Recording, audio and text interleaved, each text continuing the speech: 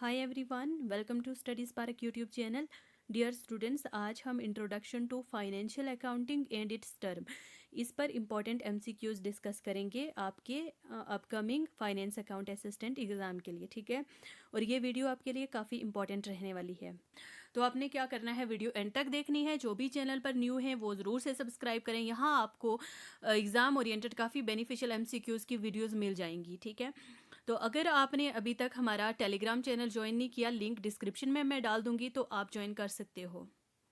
ये सारी पीडीएफ्स वहाँ आपको मिल जाएंगी। Okay, so let's start. Question number 51 से हमारा स्टार्ट होते हैं। Introduction to financial accounting and its term पर क्वेश्चंस। क्वेश्चन नंबर 51 क्या कहता है? The term accounting period refers to. Accounting period refers to कितना होता है? अकाउंटिंग पीरियड यूजुअली ये कितना होता है? 12 महीने का होता है। ठीक है, so option number B is correct. 12 महीने में हमें ये जानना होता है कि हमारे बिजनेस को कितना प्रॉफिट हुआ, कितना लॉस हुआ, कितनी एसेट से हमारे कितने लायबिलिटीज़ हैं। ठीक है, तो इसलिए ये बिजनेस अपना रिकॉर्ड एक स्पेसिफिक पीरियड में बनाता है। So option number B is correct, any 12 month period chosen for accounting. So question number 52 देखो, the liability of a sole trader is. क्या आएगा इसका correct answer? Unlimited. Liability of a sole trader is unlimited. इसका क्या मतलब हुआ? जो soul trader होता है ये पर्सनली रिस्पॉन्सिबल होता है बिजनेस के लॉस के लिए या लाइबिलिटीज के लिए। ठीक है, लाइबिलिटीज क्या होता है? एक तरह का कर्जा होता है। ठीक है, जो ओनर को पे करना होता है। So option number B is correct answer. Question number next देखो, recording of business transaction in monetary term is based on. Business की ट्रांजैक्शन करना सिर्फ मॉनिटरी टर्म्स में, तो क्या आता है इसका correct answer? Money measurement concept. अब यहाँ पर थोड़ा सा समझते हैं मनी मेजरमेंट कंसेप्ट क्या कहता है कि अकाउंटिंग में हम सिर्फ वही ट्रांजैक्शंस को रिकॉर्ड करेंगे। In accounting we record only those transaction which can be measured in money. ठीक है, if something can not expressed in money then it will not be recorded in accounting book. तो यही होता है हमारे पास money measurement concept. Okay, question number 54 देखो, the concept assuming business will continue indefinitely is. Going concern concept. Going concern concept क्या कहता है कि हमारा बिजनेस जो है वो चलता ही रहेगा। ठीक है, चलता ही रहेगा, कभी भी बिजनेस बंद नहीं होगा। सो क्या करेक्ट आंसर है? गोइंग कंसर्न कंसेप्ट के बिजनेस फ्यूचर में भी चलता ही रहेगा, विल कंटिन्यू, वो कभी भी बंद नहीं होगा। नेक्स्ट क्वेश्चन है, which statement shows the financial position of a business. Business की फाइनेंशियल पोजीशन हमें कहाँ पर पता चलती है? हमें बिजनेस की फाइनेंशियल पोजीशन पता चलती है बैलेंस शीट में। जहाँ से बैलेंस शीट जो है ये स्टार्ट होती है, उसका पहली लाइन ही यही है कि बैलेंस शीट क्या शो करता है? फाइनेंशियल पोजीशन शो करता है बिजनेस की ऑन अ पर्टिकुलर डेट। और इसके दो मेन पार्ट्स होते हैं, asset and liability. Okay, balance sheet किसके बाद बनता है? Trading and profit and loss account के बाद हम बनाते हैं बैलेंस शीट। तो ये इंपॉर्टेंट है, आपने याद रखना है। बैलेंस शीट कोई अकाउंट नहीं है, ये एक स्टेटमेंट है। ओके, ये भी इंपॉर्टेंट पॉइंट है, तो आपने याद रखना है यहाँ पर। क्वेश्चन नंबर 56 है हमारे पास, when goods are. Question number 56 है हमारे पास, when goods are sold for cash. जब गुड्स कैश के लिए सोल्ड होते हैं तो उसका उस ट्रांजेक्शन का इफेक्ट क्या होता है? कैश पर भी होता है उसका इफेक्ट और कैपिटल पर भी होता है। ठीक है, क्वेश्चन नंबर 57 देखो, day to day transactions are recorded first in the. जो भी डे टू डे ट्रांजेक्शन्स होती है वो कहाँ पर रिकॉर्ड की जाती हैं? वो रिकॉर्ड होती हैं जर्नल में। क्वेश्चन नंबर 58 क्या है हमारे पास? Which of the following is an example of acid. हमें बताना है एसिड की एग्जाम्पल कौन कौन सी है। एसिड क्या होते हैं? एसेट ऐसे रिसोर्सेज होते हैं जो आने वाले वक्त में हमें क्या देते हैं? फ़ायदा देते हैं, या आप यूँ कह लो कि प्रॉपर्टी ऑफ द बिजनेस। ठीक है, जैसे बिल्डिंग हो गया, बिल्डिंग, उसके बाद लैंड है हमारे पास, उसके बाद मशीनरी है। ठीक है, ये सब कुछ एसेट है। एसेट मीन्स क्या? सामान है हमारे पास। ठीक है, जो कि हमें आने वाले वक्त में हमें क्या करेगा? फ़ायदा देगा बिजनेस में। ओके, तो करेक्ट आंसर क्या था? Option number C, business. Question number 59 देखो, goods return to supplier are recorded in. जो गुड्स हम वापस कर देते हैं ना वो कहाँ पर रिकॉर्ड होंगे, वो परचेज रिटर्न बुक में रिकॉर्ड होंगे, ठीक है। रिटर्न मतलब कि बुक्स हमारे से मतलब गुड्स हमारे पास वापस आ गए, ठीक है। गुड्स हमारे पास जब वापस आते हैं ना तो हम कहाँ पर रिकॉर्ड करते हैं, परचेज रिटर्न बुक में उनको रिकॉर्ड करते हैं, ओके। क्वेश्चन नंबर 60 है हमारे पास, income earned but not received. Income हमने कमाई कर ली है लेकिन अभी तक हमें मिली नहीं है, ठीक है। कमा ली है लेकिन अभी तक मिली नहीं है, अर्नड बट नॉट रिसीव्ड, तो कौन सी है, एक्रूड इनकम इन्हें बोलते हैं, ठीक है। और हाँ, okay, income earned but not received is accrued income. इसी के साथ यहाँ पर देखो आउटस्टैंडिंग लाइबिलिटी। आउटस्टैंडिंग लाइबिलिटी क्या होती है, आउटस्टैंडिंग का मतलब क्या होता है, सिर्फ आउटस्टैंडिंग का मतलब क्या होता है, जो चीज़ अभी पेंडिंग है, ठीक है। इसी के साथ लाइबिलिटी जो है इसका मतलब क्या होता है, अभी पेएबल है, मतलब देनी है अभी। जैसे हमारे पास जो रेंट है ना, रेंट क्या है, ये भी एक आउटस्टैंडिंग लाइबिलिटी ही है, ठीक है। मतलब रेंट, एक मंथ का रेंट हमारे ऊपर हो गया, लाइबिलिटी बन गई है, ठीक है, लेकिन अभी तक हमने पे नहीं किया तो वो आउटस्टैंडिंग रेंट कहलाएगा, ठीक है। जैसे बिजली का बिल होता है ना, बिल आ गया, एक्सपेंस हो गया, लेकिन अभी पेमेंट नहीं करी, पेमेंट पेंडिंग है, ठीक है, वो क्या कहलाएगा, आउटस्टैंडिंग इलेक्ट्रिसिटी एक्सपेंस। तो आउटस्टैंडिंग लाइबिलिटी कौन सी होती है, जो भी पेएबल है, मतलब पे करनी है हमारे ऊपर, वो लाइबिलिटी है, हमारे ऊपर वो बोझ है कि हमने अभी देना है। जैसे रेंट है, रेंट हमारे ऊपर बोझ है, ठीक है, हमने अभी वो पे करना है किसी को, ठीक है। सो नेक्स्ट क्वेश्चन देखते हैं। क्वेश्चन नंबर 61 है, which principle states that revenue should be recognized when earned. Revenue तभी रिकॉग्नाइज होगा जब वो अर्न हो जाएगा, ठीक है। तो ये हमें किस कंसेप्ट में देखने को मिलता है, रेवेन्यू रियलाइजेशन प्रिंसिपल में, ठीक है। इसी के साथ जो बाकी है ये भी देख लेते हैं। सबसे पहले कॉस्ट प्रिंसिपल क्या कहता है, देखो कॉस्ट प्रिंसिपल कहता है कि जितने की चीज खरीदी है उतने की ही रिकॉर्ड करो, ठीक है। That asset should be recorded at their original cost, मतलब जितने की खरीदी है उतने की ही रिकॉर्ड करो, ये कहता है हमारे पास कॉस्ट प्रिंसिपल। उसी के साथ मटेरियलिटी प्रिंसिपल क्या कहता है, मटेरियलिटी प्रिंसिपल कहता है कि जितनी भी छोटी छोटी आइटम्स है ना, हम उनको बिजनेस से इग्नोर कर सकते हैं। लाइक आप ये समझो, आप टाटा और अंबानी का बिजनेस है, आप ये कहेंगे कि हमारे पास, हमारे स्टॉक में 2 पेंसिल्स पड़ी हैं, 2 पेन पड़े हैं, क्या ये सिग्निफिकेंट है, नहीं है। Insignificant items can be ignored if they do not affect decision making.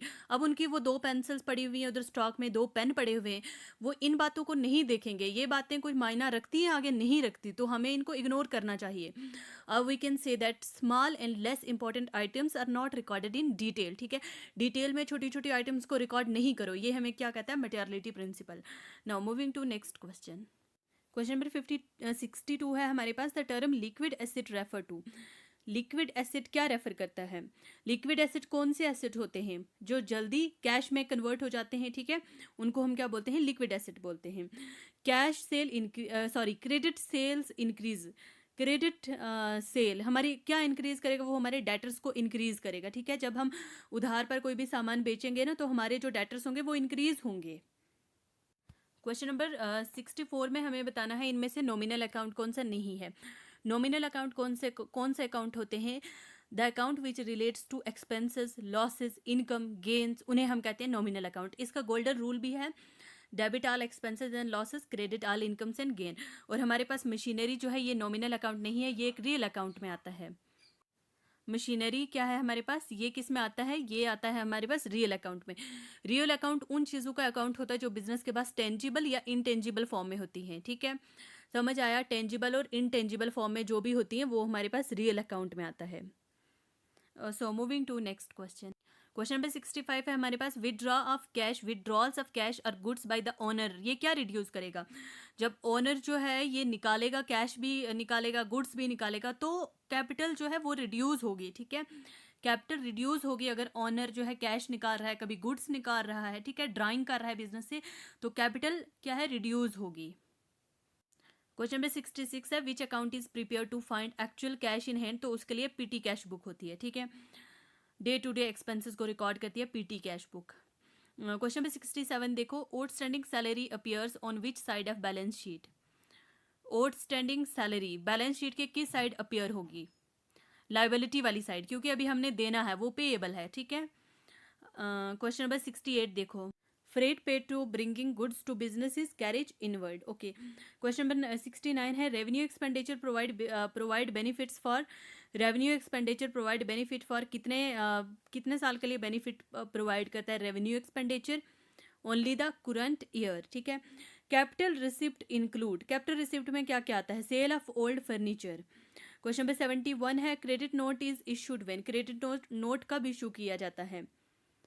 Credit note हम कब देते हैं? जब कस्टमर हमें गुड्स जो है वापस देता है। गुड्स जब कस्टमर हमें वापस दे तो हम क्या देते हैं? उसको क्रेडिट नोट देते हैं। तो डेबिट नोट कब देते हैं? Is issued when business return goods to supplier, जब बिजनेस जो है सप्लायर को गुड्स वापस कर देता है तब हम क्या देते हैं? डेबिट नोट देते हैं। आगे क्वेश्चन नंबर 73 है हमारे पास, prepaid insurance is shown as, prepaid insurance is shown as asset. Okay, bank charges are, bank charges क्या है? वो एक्सपेंस है। क्वेश्चन नंबर 76 है, trial balance is prepared from, trial balance कहाँ से बनता है? ट्रायल बैलेंस बनता है लेजर बैलेंस से, ठीक है। लेजर हम किस लिए बनाते हैं? ट्रांजैक्शंस को क्लासिफाई करने के लिए, ठीक है। ट्रांजैक्शन को क्लासिफाई करने के लिए हम लेजर बनाते हैं।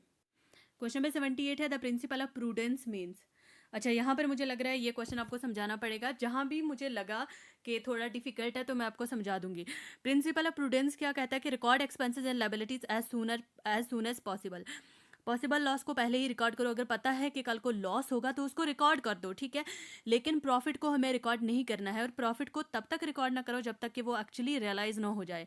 मतलब हमें अगर पता है कि कल को हमें लॉस होगा तो उसको हमें जल्दी ही रिकॉर्ड करना है, लॉसेस को रिकॉर्ड कर दो, लेकिन प्रॉफिट को नहीं रिकॉर्ड करो, ठीक है। प्रॉफिट को तब तक रिकॉर्ड ना करो जब तक कि वो एक्चुअली रियलाइज ना हो जाए, पता ना चल जाए कि हमें प्रॉफिट हुआ है, ठीक है। लेकिन अगर लॉस होने वाला है तो उसको रिकॉर्ड कर दो। प्रिंसिपल ऑफ प्रूडेंस यही कहता है। नेक्स्ट क्वेश्चन है question number 79, capital introduce increases, capital introduce क्या इंक्रीज करता है? Capital and asset. All expenses and losses are debit, nominal account का रूल है debit all expenses and losses, credit all incomes and gains, ठीक है। इसी के साथ पर्सनल, यहाँ पर क्या लिखा है?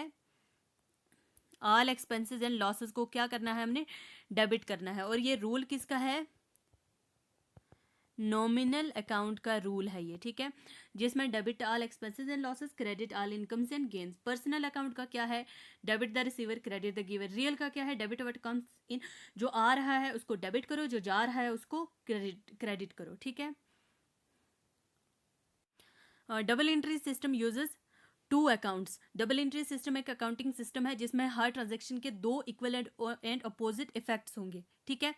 डेबिट और क्रेडिट का इफेक्ट होगा, ठीक है। और ये जो डबल एंट्री सिस्टम है ना, ये बुक इस पर एक आई थी, डबल एंट्री सिस्टम, जो कि सबसे पहले किसने लिखी थी? लूका पिकोली ने, ठीक है। एंड इट्स इम्पॉर्टेंट, लूका पिकोली। अच्छा, अब स्पेलिंग थोड़ा देख लेना, यही है, लूका पिकोली ही है, ठीक है। Double entry system uses two accounts, के हर ट्रांजेक्शन के दो इफेक्ट होंगे, ठीक है। अगर कोई चीज़ आएगी तो हमारे हाथ से कोई चीज़ जाएगी, यही होता है debit and credit, equal and opposite effect.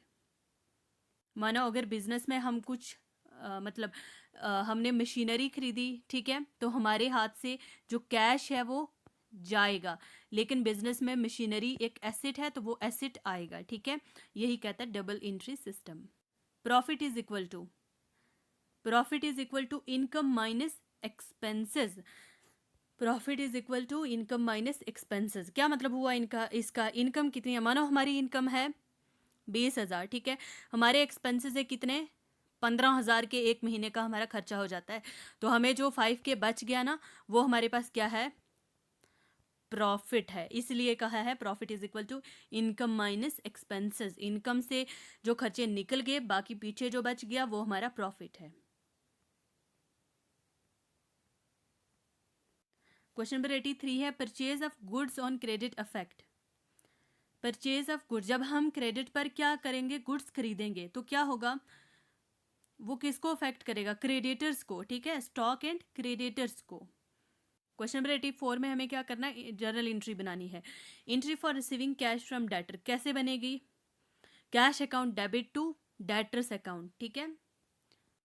Contra entry appears in, contra entry कहाँ पर अपियर होती है? यूजुअली 3 कॉलम कैश बुक में, ठीक है। और contra entry is marked as C.